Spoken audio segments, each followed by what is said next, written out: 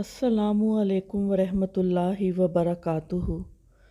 ज़ुलेखा तो बहुत हैं, तुम यूसुफ बनो।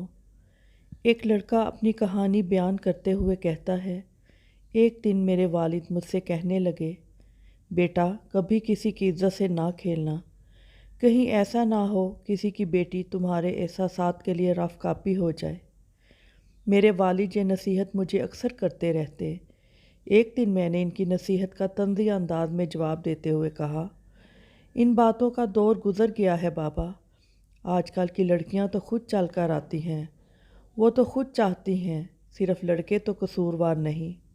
मेरे वालिद ने मेरी आंखों में आंखें डाल कर कहा, बेटा ज़ुलेखा तो बहुत है, तुम यूसुफ बनो। इनकी बात सुनकर मेरे रोंगटे खड़े हो गए। मेरी कैंची की तरह चलती हुई ज़बान यकदम बंद हो गई। मेरे पास इनकी बात का कोई जवाब नहीं था। वाकई ज़ुलेखा तो ज़्यादा ही रही हैं। वो मज़ीद कहने लगे कि मुझे चाहिए मैं यूसुफ बनूं। मेरे यूसुफ बनने से ज़ुलेखा खुद ब खुद होश में आ जाएंगी।